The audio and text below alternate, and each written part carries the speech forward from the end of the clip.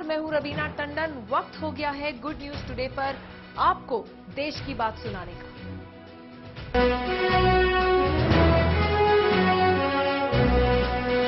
इससे कम नहीं, ये बात आज हर एक सेक्टर में लागू होती है। देश में हर एक क्षेत्र में महिलाओं की भागीदारी बढ़ी है। फिर भी कुछ काम ऐसे हैं जिन्हें आज भी महिलाओं को करते देखना अचंभे में डाल देता है। आज आपको ऐसी ही शक्तिशाली महिलाओं से मिलवाते हैं जिनका काम देखकर आप हैरान रह जाएंगे और उनकी सराहना करेंगे।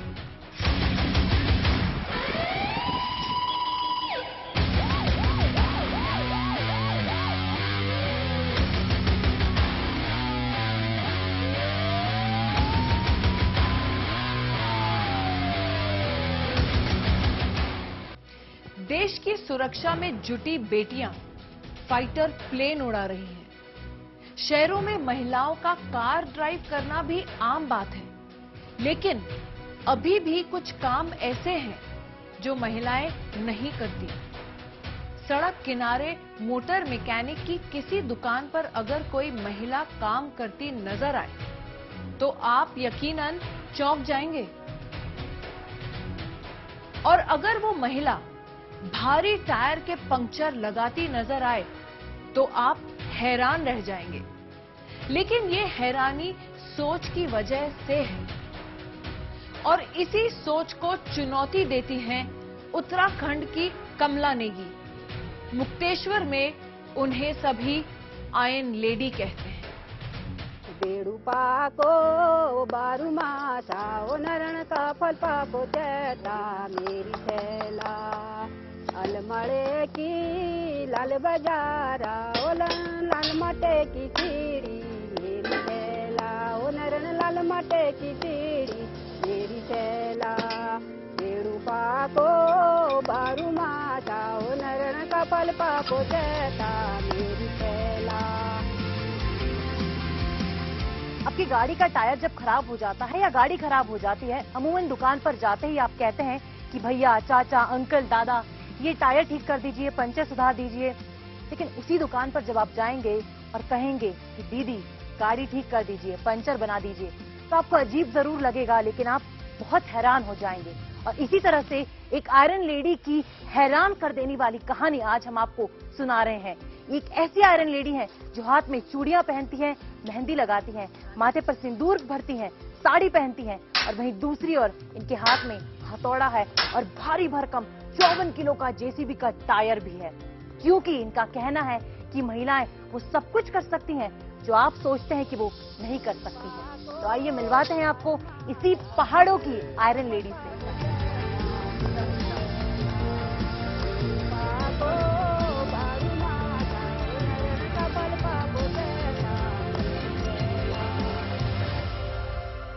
मेरी उम्र है 55 साल और मैं फिर भी अभी ये 55 साल की उम्र में भी ये बड़े बड़े टायर खोल के बना देती हूँ। बनाना भी चाहिए, जब तक अपने पास दम है तो वही काम कर रही हूँ। आज तो सपना पूरा हो गया। आज तो लोग खुद खड़े होके देखते हैं कि हाँ, पहले तो हम इनकी मजाक करते थे, आज ये इतना बड़ा काम कर रही हैं, तो सब सल्यूट करते हैं। घंटे क्या है, सुबह से 5 बजे से शाम को 6-7 बजे तक रोज का ही हुआ फिर काम है और कर लेती हूँ। ऐसा कुछ नहीं है, हिम्मत रखती हूँ तो सब हो जाता है। कार ही नहीं बल्कि ट्रैक्टर या बस चलाती हुई महिलाएं आपने देखी होंगी, लेकिन क्या इन गाड़ियों के टायर की मरम्मत करने वाली किसी महिला को पहले कभी देखा है? शायद नहीं।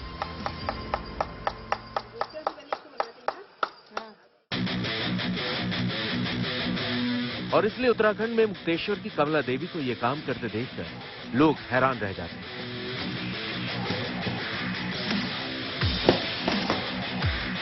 गाड़ी से टायर निकालना,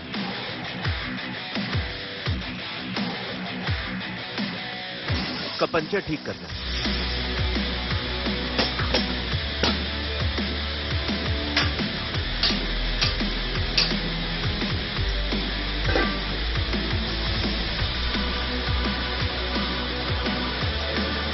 और फिर वापस गाड़ी में लगा।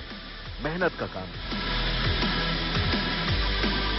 लेकिन पंचर लगाना कमला नेगी के लिए जैसे बाएं हाथ का काम है। इस इलाके में कमला नेगी के पति को छोड़कर दूसरा मोटर मैकेनिक नहीं है।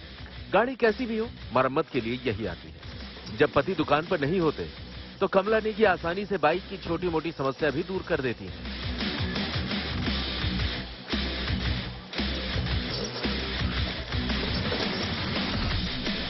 स्कूटी हो गया और सोमू का हो गया, पिकअप, बस और ट्रैक्टर और जेसीबी का, वही लगा लो आधे घंटे में 2 टायर बन जाते हैं। 15-20 मिनट उसमें मैं पूरा कर लेती हूँ। तो तार भी आ जाते हैं, कभी 5 भी आ जाते हैं, कभी नहीं भी आते हैं, तो 5-6 टायर रोज के बना लेती हूँ। और गाड़ी की सर्विसिंग, बाइक की होगी, सर्विसिंग भी करती हूँ, छोटी गाड़ियों की और बड़ी गाड़ियों की, ये सब काम करती हूँ। पहाड़ों में जहां काम धंधे कम है, महिलाओं के लिए विकल्प और भी सीमित है। यानी घर गृहस्थी और खेती के अलावा कमला नेगी के पास कोई काम नहीं था। लेकिन घर में खाली बैठना भी उनका गवारा नहीं था। 17-18 साल पहले बच्चों की साइकिल ठीक करना शुरू किया, उनके पंचर लगाए और धीरे धीरे सफर गाड़ियों तक आ गया।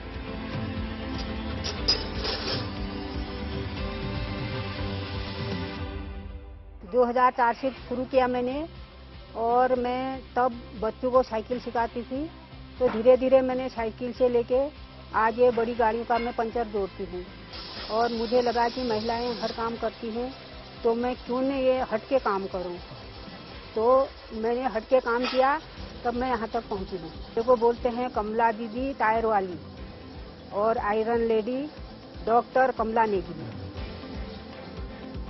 जब सिलाई करके मैं 1 फुट 2 फुट का पंचर बनाती हूँ सिल के, तो तब लोग मुझे डॉक्टर कमला नेगी करके बोलते हैं। शारीरिक मेहनत वाले तकरीबन सभी ऐसे काम जो पुरुष करते हैं, पहाड़ों में महिलाएं भी करती नजर आई। लेकिन गाड़ियों की मरम्मत करने वाली दुकान पर कोई महिला काम करे, ये बात इलाके के लोगों को भी शुरू में हजम नहीं हुई।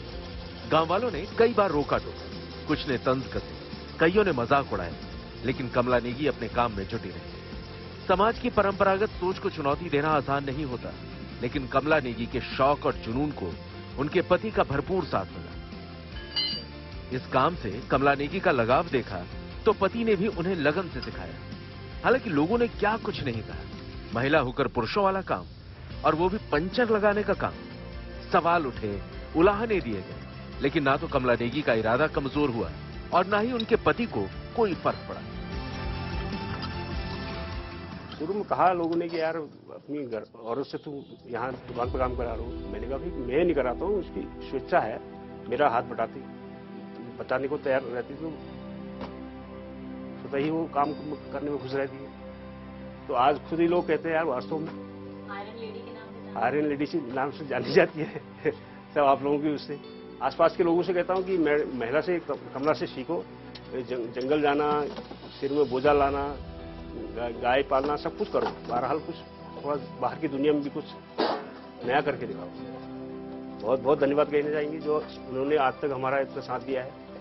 अब हमारी उम्र लगभग 64-63 में पहुंचा हूं मैं, ये 54-55 में है। तो ये इन्हीं का साथ मिलने की वजह से हम इतना खुश हैं।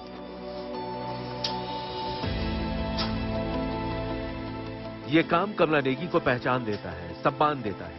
आज पूरे उत्तराखंड में लोग उनके नाम से वाकिफ हैं। किसी को ये काम छोटा लग सकता है, लेकिन ये काम कमला नेगी के लिए पूजा से कम नहीं। उन्हें टायर निकालते और लगाते हुए गौर से देखिए। बढ़ती उम्र के साथ जहां आमतौर पर चेहरे पर झुर्रियां बढ़ती हैं, इनके चेहरे की मुस्कुराहटें बढ़ी हैं। पिछले करीब 1.5 दशक में इन्होंने अपनी मेहनत से बहुत कुछ हासिल किया है। घर संभालने के साथ सुबह से शाम तक दुकान पर काम करती है। इसके अलावा खेती में भी हाथ बटाती है।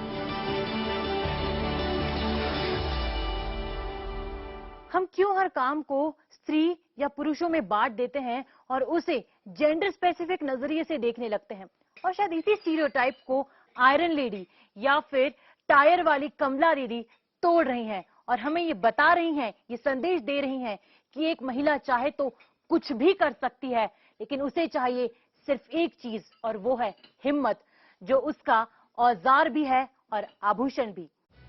ज्यादा पुरानी बात नहीं, जब महिलाओं के लिए घर से बाहर कुछ गिने चुने काम होते थे। महिला है तो टीचर ही बनेगी या फिर नर्सिंग का काम करेगी। ऐसे काम जिनमें मेहनत ज्यादा थी या खतरे थे, उनमें महिलाओं की एंट्री नहीं थी। लेकिन वक्त बदला, महिलाओं ने हर उस क्षेत्र में अपनी पहुंच बनाई जहां सिर्फ पुरुषों का दबदबा था। अब वो आग बुझाने का काम भी कर रही हैं। कुछ साल पहले 2 महिलाओं ने मुंबई की फायर ब्रिगेड टीम को ज्वाइन किया और अब उन्हें स्टेशन ऑफिसर बना दिया गया है। यानी कि एक पूरी टीम उनके अंडर काम कर रही है।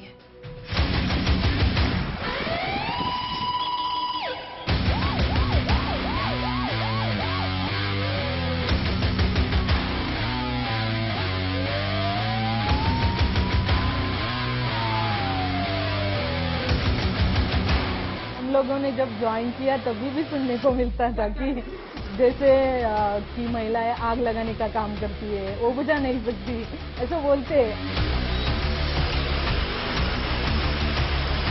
पहले तो जब पहले दिन आई थी मैं, वो पूरा 1 साल ऐसे लगता था कि हाँ लेडीज आई है, उस तरीके से ही देखते थे लोग, हाँ लेडीज। अभी सिर्फ ऑफिसर आया है कोई, उसी तरफ मतलब देखते कि एज अ ऑफिसर कोई आया है। अभी वो ये नहीं दिखती कि लेडीज है या पुरुष है। खुदी को कर बुलंद इतना कि हर तकदीर से पहले खुदा बंदे से पूछे, बता तेरी रजा क्या है। अपनी मजबूत इच्छा शक्ति की बदौलत ही शुभांगी भोर ने वो मकाम बनाया है जिसकी मिसाल दी जा रही है। वो सफर तय किया है जो इतिहास बन गया है। यूं तो पिछले कुछ वर्षों से महिलाओं की मौजूदगी हर क्षेत्र में है, लेकिन बेशुमार खतरों से भरे इस काम को करने के बारे में भला कितनी लड़कियां सोचती हों। हर दिन एक नई चुनौती का सामना और अक्सर जान की बाजी लगाने जैसे हालात। शायद इसलिए अरसे तक महिलाओं को फायर ब्रिगेड की टीम के लिए ठीक नहीं माना गया, लेकिन पुरुषों के वर्चस्व वाले इस काम में शुभांगी भोर जैसी महिलाओं की मौजूदगी नए हिंदुस्तान की पहचान है। ये तस्वीर इसलिए खास है क्योंकि मुंबई में पहली बार किसी महिला के हाथ में पूरे दमकल केंद्र की कमान आ गई है। तो स्वागत कीजिए मुंबई के बडाला दमकल केंद्र की इंचार्ज यानी स्टेशन ऑफिसर शुभांगी भोरे का। शुभांगी भोरे का यह सफर 10 साल पहले शुरू हुआ। 2012 में जब वो फायर ब्रिगेड टीम का हिस्सा बने, तब उनकी एंट्री लोगों को हैरान करने वाली थी। महिला होने की वजह से उनको तंज भी सहने पड़े। ये हम लोगों ने जब ज्वाइन किया तभी भी सुनने को मिलता था कि जैसे कि महिलाएं आग लगाने का काम करती है, वो बुझा नहीं सकती, ऐसा बोलते। अभी नहीं बोलते क्योंकि अभी 10 साल का जो टाइम स्पैन गया है उसमें बहुत सारे कॉल्स हमने अटेंड किया, बहुत वैरायटी में काम भी किया है। सो अभी नहीं बोलते, लेकिन तब बोलते थे। असल में 26/11 हमले के दौरान मुंबई की फायर ब्रिगेड टीम ने घायलों को मदद पहुंचाई थी। उसके बाद ही ये सोचा गया कि मुश्किल हालात से निपटने वाली फायर ब्रिगेड टीम में महिलाओं को भी शामिल किया जाना चाहिए। शुरुआत में सहायक अधिकारी के तौर पर 3 महिलाओं की नियुक्ति की गई। उनमें एक नाम शुभांगी भोरे का था। मैंने बताया कि हम लोग 8 ही लोग थे, तो यहाँ पे ट्रेनर भी मेल थे। जिस दिन आए उसी दिन बताया कि आप लोग महिला नहीं हो, आप लोग पुरुष नहीं हो, आप लोग जवान हो। इसी तरह से हम लोग आपको बुलाएंगे और आपसे करवाएंगे सब। जैसे फर्स्ट दिन ट्रेनिंग चालू हुआ, उस दिन रनिंग चालू किया। पहला इवेंट वही था, रनिंग। सो उन्होंने बताया कैसे रनिंग करनी है, स्टेप बाय स्टेप। हम लोग करते हैं, लेकिन वो क्या है, जॉगिंग टाइप करते हैं या फिर फास्ट रनिंग करते हैं। यहाँ पे उन्होंने जैसे 1-2 बोलते हैं ना हमारे यहाँ, उसके ऊपर रनिंग करना सिखाया। उसके बाद फिजिकल एक्टिविटीज थे, जैसे हम लोग जिम में करते हैं, थोड़ा फॉर वैसे रिलैक्सिंग एक्सरसाइज सिखाए। उसके बाद ड्रिल्स होती थी, जो फायर अगर कॉल हुआ है वहाँ पे काम कैसे करना है, क्या क्या करना है। अगर आप वहाँ पे एज अ ऑफिसर जाते हो तो क्या करना है, और एज अ आप वहाँ पे काम क्या करना है, वो भी सब सिखाते थे। मुंबई फायर ब्रिगेड के इतिहास में पहली बार 2 महिलाओं को स्टेशन ऑफिसर बनाया गया है। शुभांगी भोरे के साथ सुनीता खोत को भी प्रमोशन मिला और वो भायखला केंद्र में एसओ बनाई गई हैं। दोनों अभी तक सहायक अधिकारी के पद पर थी, लेकिन अब दोनों के पास पूरा कंट्रोल है। एक टीम है जिसकी पूरी जिम्मेदारी इन महिला अफसरों के कंधों पर है। पहले सिर्फ एक शिफ्ट में काम करना होता था, लेकिन अब 24 घंटों की जिम्मेदारी है। अभी वो आदत पड़ गई है। अभी तो प्रमोशन हुआ है मेरा, वो तो 24 आवर्स है, वो अभी आदत नहीं पड़ी है क्योंकि 10 साल बहुत बड़े है। वो 8 आवर्स में काम किया है, अभी 24 में करना है, तो बड़ा चैलेंज है। आग बुझाने के अलावा फायर ब्रिगेड की कई जिम्मेदारियां हैं। मुंबई में किसी इमारत के गिरने, बाढ़, गैस रिसाव, सड़क और रेल दुर्घटना जैसे हालात में ये टीम बचाव करती है। अब वडाला इलाके में जब कभी ऐसे हालात होंगे तो शुभांगी भोरे उस ऑपरेशन को लीड करेंगे। सभी फायरमैन और फायरवुमन उनके निर्देश पर काम करेंगे। वाटर टैंक और पंप वाली फायर ब्रिगेड की गाड़ी की अगली सीट पर बैठना एक बहुत बड़ी जिम्मेदारी है। शुभांगी भोरे इस जिम्मेदारी के लिए पूरी तरह तैयार है। आज भी उनमें वही लगन नजर आती है जो 10 साल पहले दफ्तर के पहले दिन थी। पहले ज्वाइन किया था ना, तब मतलब पहला डेज था तो ज्यादातर कुछ नहीं था। बोला कि देख के ले लो क्या है, कैसे चलता है काम। एडमिन प्लस ग्राउंड का काम देखना है हमें, ऑन ग्राउंड जैसे ऑन फील्ड फायर कॉल है। और मुंबई अग्निशमन दल सिर्फ फायर कॉल के बारे में नहीं जाने जाते, जो भी इमरजेंसी मुंबई में आती है वो सब लोग अटेंड करते हैं हम लोग। सो पहले दिन तो कोई कॉल मिला नहीं था, कॉल हुआ नहीं था, लेकिन सेकेंड डे पे मैं गई थी कॉल पे। सो फॉल सीलिंग का जैसे बोलते हैं ना, वो गिरा था घर का, सो वहाँ पे गई थी। मेरे साथ सीनियर ऑफिसर भी थे, लेकिन गई थी मैं वहाँ। पहले हम लोग ज्वाइन किया उस समय 3 शिफ्ट में काम था, जैसे अभी भी है 8 आवर्स में। सो वो हमारे लिए नया था क्योंकि हम लोग सुबह से शाम तक कर सकते, रात को रुकना वो काम पे, वो थोड़ा अजीब लगा था। शुभांगी भोरे को उनके काम ने पहचान दिलाई और अब उनका नाम अनगिनत लड़कियों को प्रेरणा देता है। मुंबई फायर ब्रिगेड की टीम में फिलहाल 127 महिलाएं हैं और इस तरह ये देश में महिलाओं की सबसे बड़ी फायर ब्रिगेड टीम है। तस्वीर बदली है, लेकिन शुभांगी भोरे जब टीम का हिस्सा बनी थी तब लड़कियों के लिए अलग से कोई इंतजाम नहीं होता था। कई परेशानियां थी, कई चुनौतियां थी, लेकिन शुभांगी आगे बढ़ती गई और दूसरों के लिए भी रास्ता बनाती गई। उस समय महिलाएं तो पहले से नहीं थी, तो हम लोगों के लिए जो इंफ्रास्ट्रक्चर है वो कुछ भी नहीं था। जैसे मेल के लिए था सेम वैसे हमारे लिए था, तो वो हमारे लिए बहुत डिफिकल्टीज थी।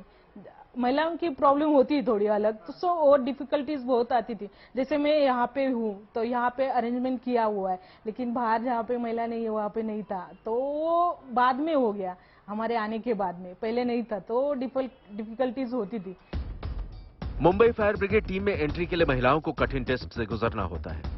कम से कम 162 सेंटीमीटर लंबाई और 50 किलो वजन अनिवार्य है, लेकिन इसके साथ ही 4 मिनट में 800 मीटर की रेस पूरी करनी होती है और पीठ पर 45 किलो वजन उठाकर दौड़ना पड़ता है। Long jump, javelin throw, shot put और सीढ़ियां चढ़ने में अपनी ताकत दिखानी होती है। सिलेक्शन के बाद फायरवुमन को पुरुषों की तरह ही सख्त ट्रेनिंग दी जाती है। इस तरह इस शानदार टीम का हिस्सा होना आसान बात नहीं है और एक दशक तक चुनौतियों का सामना करते हुए इस टीम में बने रहना बहुत बड़ी बात है। लेकिन निचले पायदान से शुरू करके एक दिन टीम की कमान अपने हाथ में लेना वाकई शानदार है। शुभांगी भोरे पर उनके परिवार और करीबियों के साथ पूरे देश को गर्व है। इस वक्त हमारे साथ शुभांगी जुड़ी हैं। आपका स्वागत है गुड न्यूज टुडे पर। जी शुभांगी, कितना चैलेंजिंग है आपका काम, हमारे दर्शकों को प्लीज बताइए। जी मैम, चैलेंजिंग तो है, फायर ब्रिगेड में है तो चैलेंजेस बहुत सारे होते हैं। जैसे कि अगर बड़ी आग है वहाँ पे क्या करना है, कैसे जाना है, और टीम वर्क के साथ ही काम करना पड़ता है। अगर आप टीम वर्क नहीं होगा तो वहाँ पे अच्छे से काम भी नहीं होगा, वो भी देखना पड़ता है। या फिर कहीं रेस्क्यू करना है, वो कैसे करना है, आग को भी बुझाना है और साथ में रेस्क्यू भी करना है, तो ये चैलेंजिंग जॉब तो है। आप कई सालों से फायर ब्रिगेड टीम में हैं, किसी ऑपरेशन के बारे में बता सकती हैं जो आपकी टीम के लिए काफी जोखिम भरा रहा? जी मैम, ऐसे तो बहुत सारे इंसिडेंट हुए जहाँ पे बहुत अच्छा काम किया है, वाह मिली है। लेकिन कुछ इंसिडेंट होते हैं जो ध्यान में रहते हैं। 10 सालों में तो बहुत सारे हैं, लेकिन एक इंसिडेंट हुआ था लोअर परेल में, जो क्रिस्टल टावर बिल्डिंग है वहाँ पे। तो वहाँ पे 22 माले की बिल्डिंग है। वहाँ पे 7 फ्लोर से 14 फ्लोर तक आग लगी थी और लोग भी फंसे हुए थे। वहाँ पे हमने फायर फाइटिंग ऑपरेशन चालू किया, साथ में ही रेस्क्यू ऑपरेशन चालू किया। लेकिन 13 फ्लोर पे ऐसा था कि 3 लोग थे, 2 बुजुर्ग थे और एक प्रेग्नेंट लेडी थी। उन लोगों ने अपने घर में खुद को बंद किया था। वो लोग बाहर ही आना नहीं चाहते थे, वो भगा हुए थे, बाहर ही नहीं आना चाहते थे। हम लोगों ने उन्हें समझाया, लेकिन फिर भी नहीं कुछ। हम लोग ज्यादा से ज्यादा लोग वहाँ पे खड़े रहे, जो कि उनको समझाने लगे कि बाहर आ जाइए, सब सेफ है, हमने आग को बुझा लिए। लेकिन कुछ जगह धुआं था, इसलिए वो लोग डर रहे थे, इसमें धुएं से भी हमें कुछ हो सकता है। और जो बुजुर्ग थे वो भी रेडी नहीं थे, और वो प्रेग्नेंट लेडी भी तैयार नहीं थी बाहर आने के लिए। तो उनको समझाना जो टास्क था हम लोगों के लिए, वो काफी कठिन था।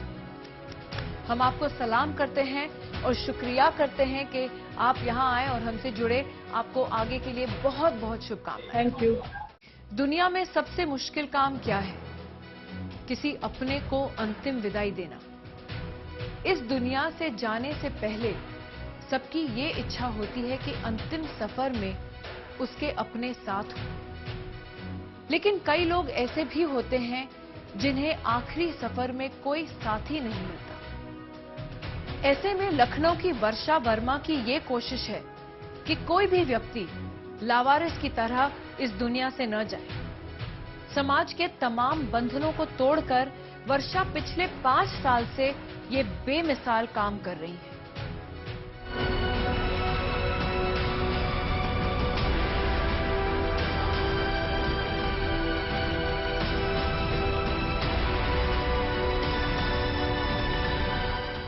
सेंसिटिव सेवाएं हैं, लेकिन कोई भी कार्य यदि पूरी दृढ़ इच्छा के साथ और अपने कागजी कार्रवाई पूरी करते हुए की जाए तो डेफिनेटली आप कर पाते हैं। तो कुछ चीजें ध्यान में रखनी होती हैं, कॉन्फिडेंस में लेना होता है उस अस्पताल प्रशासन को जो हमें अप्रोच करते हैं।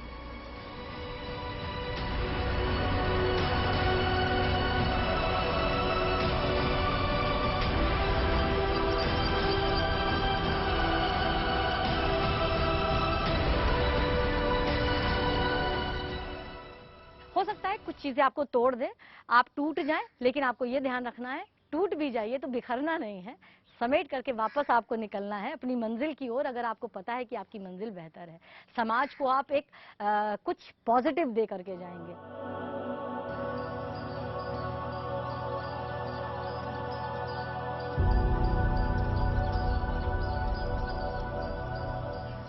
जब मैं टीनेज की थी तब से मैं अपने परिवार को देखती थी। सेवा भाव देखा जाए तो परिवार से ही मुझ में आया है। परंतु कुछ समय पहले एक ऐसी कोरोना के समय पर घटना हुई हमारे साथ में कि मैंने एक अपने करीबी दोस्त को जब खो दिया, तो मुझे उस समय एक ज़मीनी हकीकत का एहसास हुआ कि लोगों ने आपदा को अवसर में जो बदल करके रखा था। छोटी छोटी डिस्टेंस के लिए गाड़ियां नहीं मिल रही थी। जो कोरोना का डर था लोगों में, जहन में इस कदर भरा हुआ था कि लोग अपने ही परिवारजन को अस्पतालों में, घरों में छोड़ करके भाग जा रहे थे। मैं अपने आप को बहुत ब्लेस्ड इनफैक्ट मानती हूँ, क्योंकि अगर गॉड ने आपको ये बहुत बड़ी जिम्मेदारी होती है, लास्ट राइट, आप समझ रहे हैं, जिंदगी के बाद का जो सबसे बड़ा राइट होता है वो लास्ट राइट होता है, वो बच्चों का ही अधिकार होता है। अगर वो बच्चे, हो सकता है रीजन जो भी रहा हो, अगर लेकिन वो किसी विश्वास के साथ वो मुझे दे रहे हैं, ये सेवा, ये कार्य मुझे सौंप रहे हैं, तो मुझे लगता है कि गॉड की एक हूँ मैं ब्लेस्ड इस उसमें। और उसके अलावा जो दूसरी बेसिक नीड आ रही थी वो ये थी कि गाड़ियाँ चूंकि नहीं मिल पा रही थी छोटे छोटे डिस्टेंस के लिए, तो गाड़ियों की सेवाएं इस तरह से लगी। और जो कोरोना के पेशेंट को जो लोग छोड़ करके जा रहे थे, तो उनके लिए सेवाएं इस तरह से एक रूपरेखा तैयार हुई और सेवा स्टार्ट हो गई।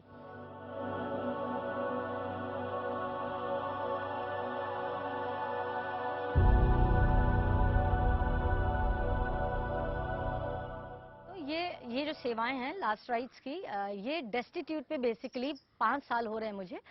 डेस्टिट्यूट पीपल्स के लिए ये सेवाएं लगातार चल रही थी।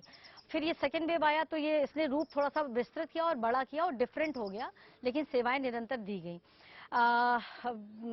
जो डेस्टिट्यूट एक जो बहुत बड़ा और बोझिल शब्द होता है लावारिश, मेरा एक टारगेट है, मेरा एक अपना लक्ष्य है कि जब तक मेरा जीवन रहेगा मेरी कोशिश ये रहेगी कि पूरे लखनऊ में कोई भी व्यक्ति लावारिश हो सकता है, परंतु अगर अंत समय उसका मैं जब उसकी डेथ हो जाती है तो उसका मैं जब कंधा बनती हूँ, एक कंधा बन करके मैं ये चाहती हूँ कि अंत समय उनके ये जो बोझ है ये एक उनके सर से हट जाए।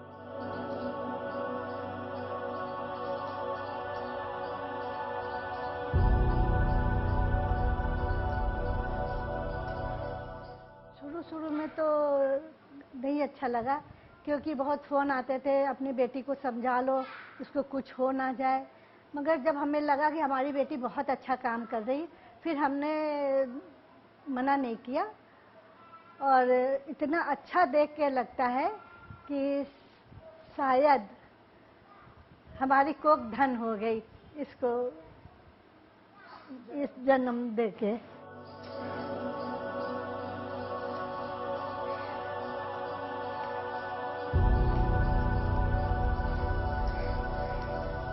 मॉर्चरी के बाहर डेली आधा घंटा खड़े हो जाइए, आपको ऐसी ऐसी स्टोरीज मिलेंगी, ऐसे ऐसे किस्से मिलेंगे, हर केस के साथ ऐसा मन आपका रो दे, ऐसी ऐसी चीजें आपको कहानियां मिलेंगी।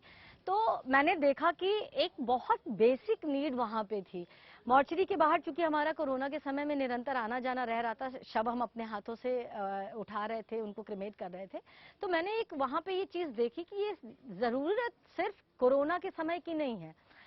कोरोना के समय तो एक नॉब था कि आपको जो बॉडी है वो नियरेस्ट आपका जो बैकुंठ धाम होगा या गुल्लाला घाट होगा वहां पे क्रिमेट होनी है, लेकिन बहुत सारे परिवार ऐसे हैं जो एक लंबे समय तक ट्रीटमेंट करवाते हैं लखनऊ में रह करके। जब लंबे समय तक गरीब आदमी ट्रीटमेंट यहाँ पे इलाज करवाता है तो इलाज के दौरान दो चीजें हो सकती हैं, या तो मृत्यु हो जाती है या वो पेशेंट ठीक हो जाता है। और आप विश्वास जानिए हजारों परिवार ऐसे होते हैं जिनका पूरा खेत बिक जाता है, घर बिक जाते हैं, दुकानें बिक जाती हैं उनकी उस इलाज के दौरान। और गांव देहात में तो एक टारगेट होता है कि आपको एनी हाउ वो बॉडी लेके जानी ही जानी है, जो उनके रीति रिवाज हैं उसके अकॉर्डिंग लेकर के जाना होता है। तो ये मुझे एक बेसिक नीड लगी, इसलिए मैंने इन सेवाओं को न सिर्फ कोरोना के दौरान बल्कि अपनी इन जो पूरे उत्तर प्रदेश में निशुल्क शव वाहन और निशुल्क एम्बुलेंस के रूप में इस समय सेवाएं हैं, वो पूरी फिर मैंने उनको कंटिन्यू रखा है।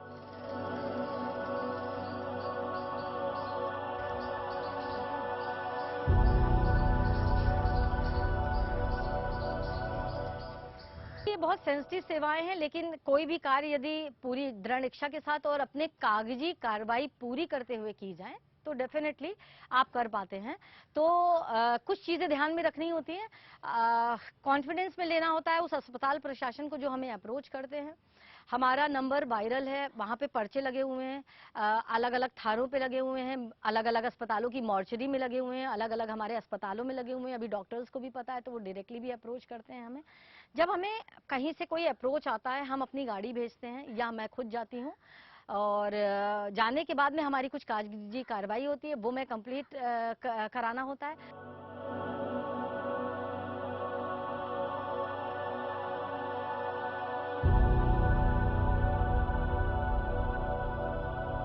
हम बचपने से इसको जानते थे कि इसके अंदर बहुत हिम्मत है, करेज है, साहस है। ये बहुत साहसी लड़की है। ये जूडो कराटे में भी चैंपियन है और बच्चों को हर काम ये कोई काम ऐसा जो न कर पाती उस सब में का काम करती। तो हमको अंदर से ये कॉन्फिडेंस था ये जो कर रही है बिल्कुल सही कर रही है, इसके बीच में इंटरफेयर न करो। भले रिश्तेदार नातेदार लोगों के फोन आते थे कि महेश जी आपकी बेटी ये काम कर रही है, इस समय तो एक दूसरे से लोग दूर भागते हैं और उस समय वो मुर्दे को पास में से उठा रही हैगी और उसको शमशान घाट तक पहुंचा रही, तो वो उसके सेहत का क्या होगा, तो उसको मना करो। तो हमने कहा भाई मना तो करते, नहीं मानती तो बताओ हम क्या करें, पर अंदर जब जो सही होते तक करे। ये हमारे अंदर था और हम ये जानते थे कि वो इसमें साहस है, इसमें वो गट्स है कि ये वो काम कर लेगी और अच्छे से उसने किया।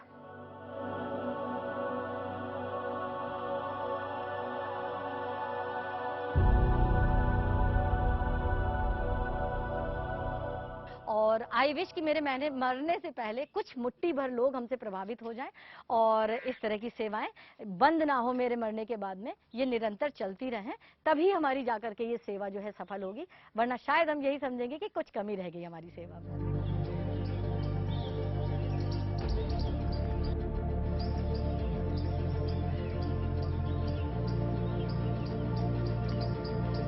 किसी के कदम दो कदम पर सितारे, किसी को यूं ही चलना पड़ा है।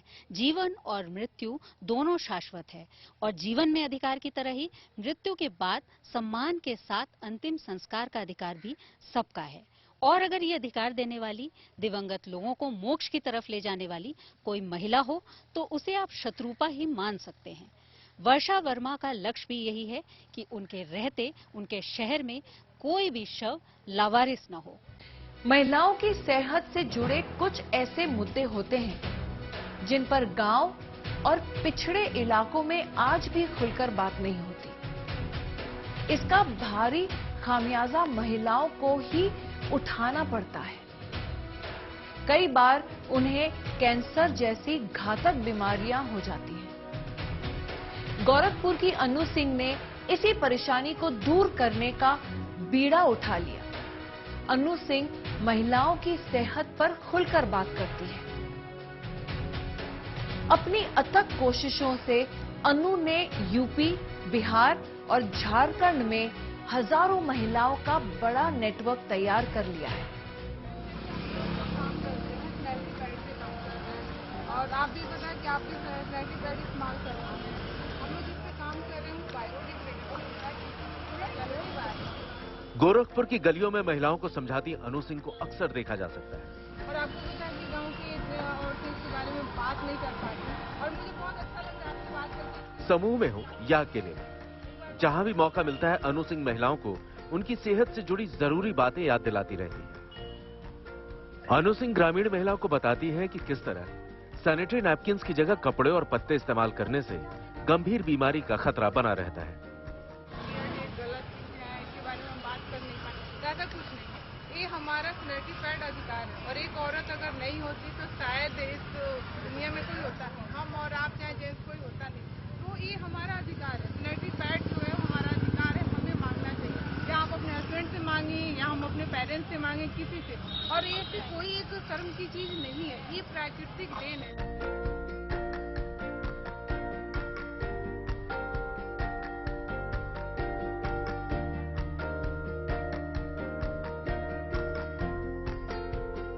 अनु सिंह ने सिर्फ महिलाओं को समझाने का जिम्मा ही नहीं उठाया है, बल्कि वो उनको बायोडिग्रेडेबल सैनिटरी नैपकिन्स भी कम कीमत पर मुहैया कराती है। बैंक में अच्छी खासी नौकरी कर चुकी अनु की जिंदगी में ये बदलाव तब आया जब एक कैंसर मरीज से मुलाकात के दौरान उन्हें महिलाओं की सेहत खराब होने के कारणों का पता चला। 2018 से हम लोग वर्क कर रहे हैं और सुमित जी हैं, हम लोग गए थे, हम लोग बैंक में जॉब करते थे, दोनों लोग पहले से भी साथ में हम लोग जॉब करते आए हैं।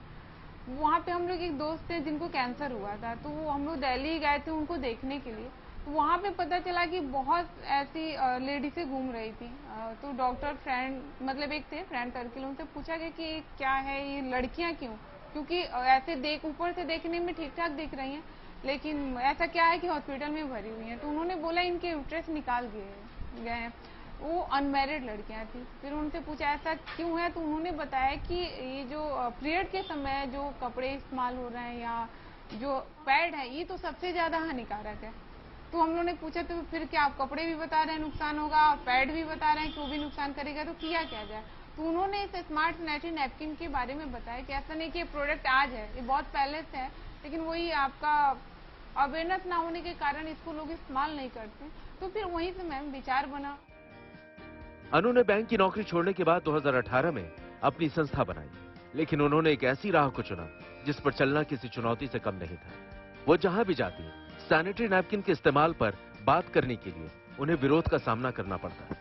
सारे लोग पहले तो घर वाले ही मतलब पैर खींचना शुरू किए कि तुम लोगों को काम धंधा अब नहीं बचा है, बस सैनिटरी पैड लेके चलोगे।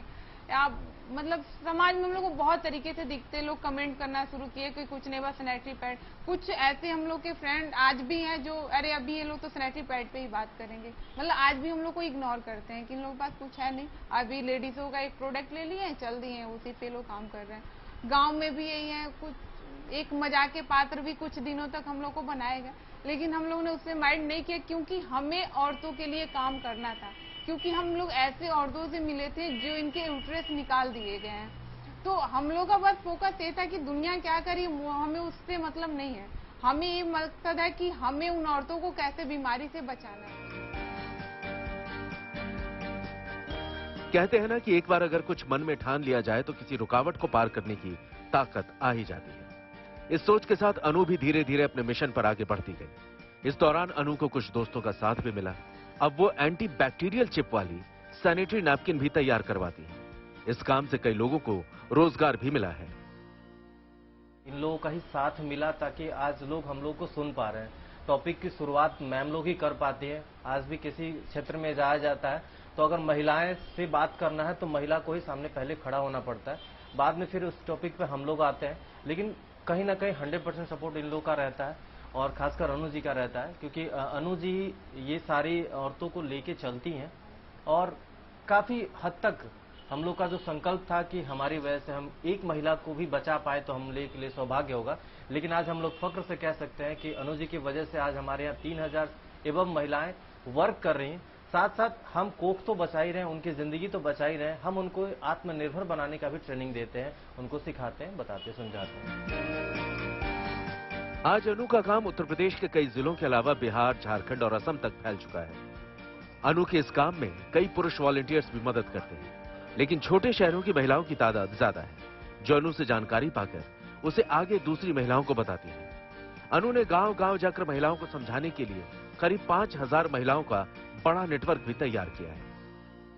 जी मैडम, पहले तो हम भी बहुत हिचके कि इसके बारे में बातचीत नहीं करना चाहिए, छिपे वाला है गांव देहात में, लेकिन तो फिर भी जब इतना बताएं कि आजकल चारों ओर औरतों को यूट्रेंस की प्रॉब्लम होती है, लड़कियों को प्रॉब्लम होती है, हमें जागरूक की कि आपका भी कुछ जिम्मेदारी होता है कि बताइए, तो हम इसके बारे में सोचे और हमारे भी मैडम जो भी कोशिश रहेगी अगल बगल दीदी बहन जो भी हैं उनसे उनकी मदद कर सके हम। मैम हम यहाँ पे सैनिटरी पैड पैकिंग का काम करते हैं और जो अनु मैम अभियान चला रही हैं, पहले औरतें इस विषय पे तो बिल्कुल बात नहीं करना, सुनना पसंद करती थी, न बात करना पसंद करती थी, लेकिन उनके अभियान चलाने से अब उन लोगों में भी थोड़ी जानकारी हो गई है तो उनको मतलब इस विषय पे बात भी करती है और सुनती समझती भी हैं।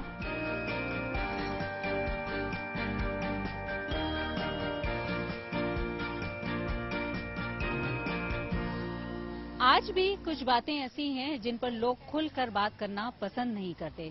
उन्हीं में से एक महिलाओं के स्वास्थ्य और माहवारी का मुद्दा है, पर अनु सिंह ने इस बात पर न सिर्फ खुलकर बात की बल्कि पुरुषों को भी वॉलंटियर के रूप में साथ लिया। आज अनु सिंह न सिर्फ कई गांव और शहरों तक अपनी बात पहुंचा रही हैं, बल्कि उनकी बात का असर भी हो रहा है। मुश्किल नहीं है कुछ भी अगर ठान लिया जाए। महिला हुई तो क्या हुआ, नाजुक कहे जाने वाले हाथ खेतों में हंसियां भी चला सकते हैं और कारखाने में हथौड़ा भी। यूपी में संत कबीर नगर की उर्मिला को देख लीजिए। पिता की मौत के बाद जब छोटे भाई बहनों की जिम्मेदारी कंधों पर आई तो उन्होंने पिता का वेल्डिंग का काम खुद शुरू कर दिया। आज उर्मिला तमाम महिलाओं के लिए एक मिसाल है।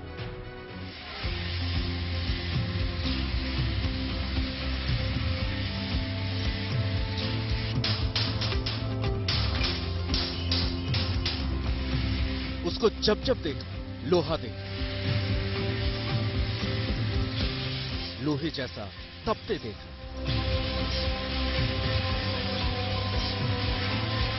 गलते देखा, ढलते देखा।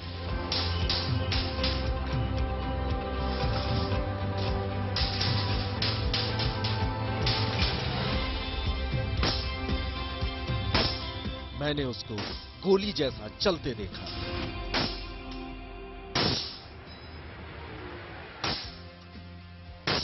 लोगों के घर पे गोरू बछरू खेती गृहस्थी ये तो आम बात है। और ये जो बिजनेस है, बिजनेस तो खैर हम लोगों का जाति पेशा था। पिताजी के न रहने पे जब उनको चोट लगी तभी से हम शुरू कर दिए थे। लगभग वही 16 साल 17 साल की उम्र थी।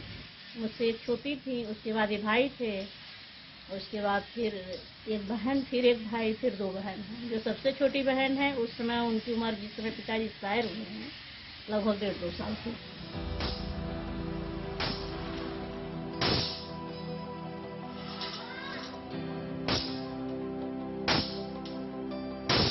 लोहे का आकार देना आसान काम नहीं।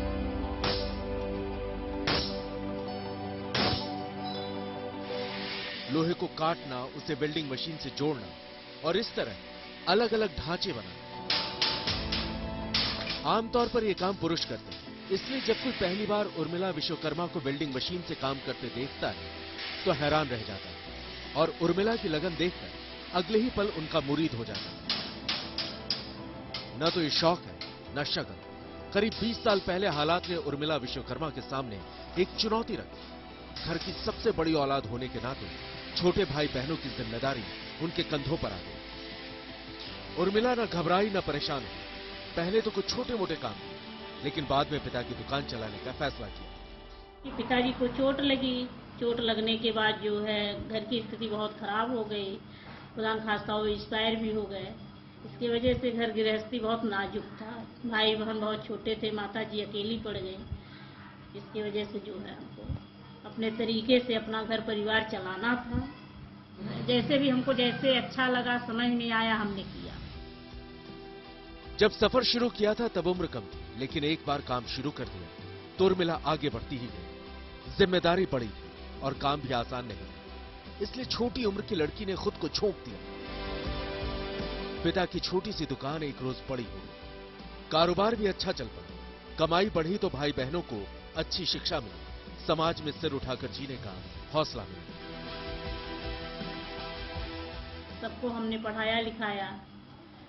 उसमें 3 लोगों की शादी विवाह भी कर दिया। 2 लोग बची हैं जिसको पढ़ा लिखा रहे हैं।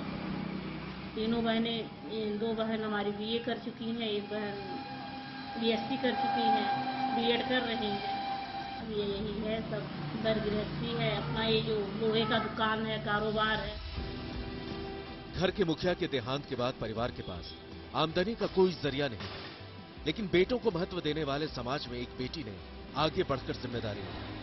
हालांकि इस जिम्मेदारी को निभाते निभाते अपनी खुशियों की तिलांजलि देनी पड़ी। शादी नहीं की, अपना घर नहीं बसाया, लेकिन इसका कोई मलाल भी नहीं, क्योंकि अपनों के चेहरे पर आज जो खुशी है उससे उर्मिला विश्वकर्मा को भरपूर संतोष है। हमारे करने पे हम मान लीजिए थोड़ा सा तकलीफ सहे, लेकिन इन लोगों को आराम मिला है। जितना चाहिए उतना तो नहीं मिला है, लेकिन फिर भी आराम है। यूपी के संत कबीर नगर का ये इलाका और यहाँ की सोच बड़े शहरों जैसी नहीं। महिलाएं काम तो करती हैं, लेकिन ऐसा काम ये तो कोई सोच भी नहीं सकता। यानी जब उर्मिला विश्वकर्मा ने लोहे का काम शुरू किया तो लोगों ने सवाल खड़े किए, लेकिन अपनी धुन की पक्की एक लड़की ने समाज की परवाह नहीं की, तंज कसने वाले रिश्तेदारों की परवाह नहीं, बस एक एक कदम आगे बढ़ाते हुए अपनी मंजिल की ओर बढ़ती गई। मिलने के लिए तो बहुत लोग मिलते हैं, कोई कुछ कहता, कोई कुछ कहता है। अच्छे लोग भी मिलते हैं, बुरे लोग भी मिलते हैं। ये उसमें जो है अपना एक प्रतिज्ञा था कि हमको करना है तो करना है, लोगों से क्या लेना देना था। उर्मिला सधे हुए कारीगर की तरह हथौड़ा चलाती, वेल्डिंग करती और आसानी से उसे आकार दी।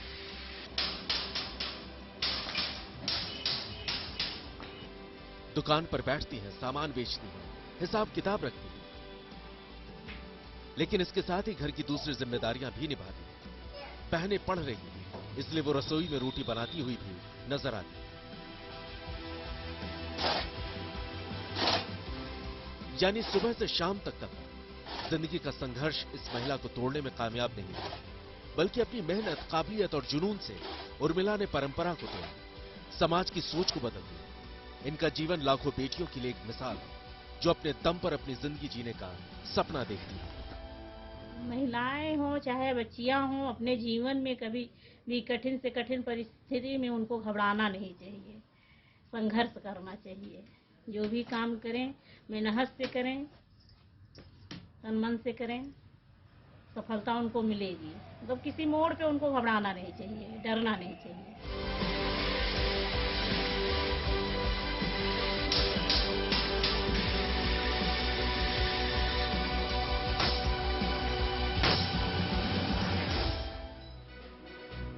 आज के लिए बस इतना ही। गुड न्यूज टुडे पर कल रात 9 बजे फिर आऊंगी देश की बात सुनाने। तब तक के लिए दीजिए इजाजत।